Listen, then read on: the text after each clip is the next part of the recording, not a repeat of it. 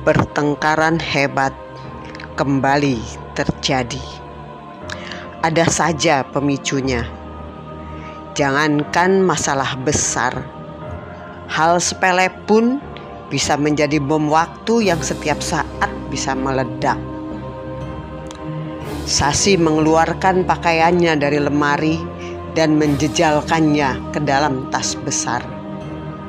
Dia tak lagi bicara. Tadi sudah ditumpahkannya semua.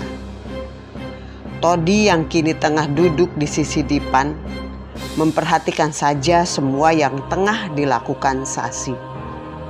Dia tak terlihat ingin mencegah niat Sasi untuk pergi. Todi sudah terbiasa dengan ancaman Sasi. Biasanya perempuan muda 24 tahun itu akan menghentikan sendiri rencananya meninggalkan Todi. Tak ada tempat bagi Sasi untuk pulang. Sejak dia memutuskan meninggalkan keluarga demi hidup bersama Todi, sejak saat itu pula Todi mengikatnya erat, walau tanpa tali ikatan yang jelas. Pada kenyataannya, hari-hari manis hanya mereka lalui di tahun-tahun pertama saja. Di tahun kedua, Todi sudah meminta Sasi berhenti kuliah. Dia tak sanggup membiayai kuliah Sasi yang dulu dijanjikannya. Jangankan biaya kuliah, membayar kontrakan rumah saja sering terlambat. Todi yang sebelumnya bekerja di sebuah perusahaan swasta dirumahkan karena perusahaan tempatnya bekerja mengalami kebangkrutan. Susah payah Sasi mengangkat tas besar berisi pakaian menuju pintu. Todi masih saja bergeming. Sasi memutar kunci pintu dan melangkah keluar. Todi tersadar. Kali ini Sasi tidak main-main. Dia benar-benar hendak pergi. Todi mengejar Sasi yang sudah hampir sampai ke pintu pagar. "Sasi, mau kemana?" Tanyanya membujuk. Sasi tak menjawab. Dia menepiskan lengan Todi yang berusaha menarik tas besar yang dijinjingnya. "Sasi, kamu lupa. Orang tuamu sudah melupakanmu. 2 tahun lalu, saat kamu hendak menemui mereka, tidak ada satu orang pun yang mau membukakan pintu. Sekarang kamu mau kemana?" Aku capek. Aku harus pergi. "Sasi, oke.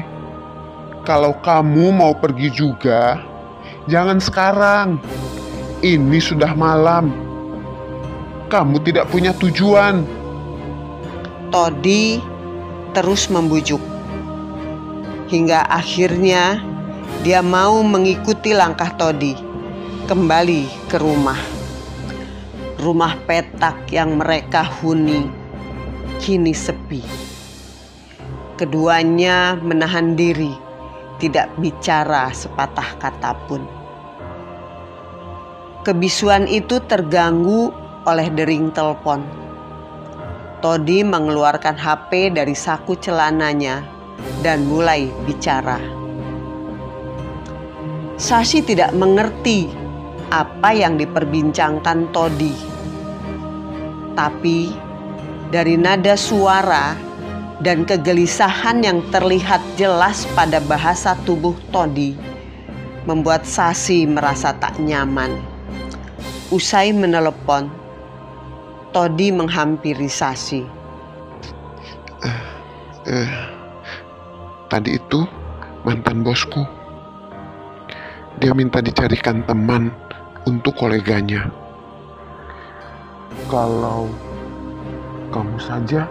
Maksudmu? Sasi membelalak. dia mulai membaca arah ucapan Todi. Tolonglah Si, kali ini saja. Dia berani bayar mahal. Dengan uang itu kita benahi lagi semuanya. Sasi tak menyahut. Hatinya luka. Tapi Todi terus membujuknya. Harapan Sasi untuk hidup lebih baik dengan Todi yang dicintainya, juga ketakutannya karena tak punya tempat untuk pulang, membuat Sasi akhirnya mengangguk.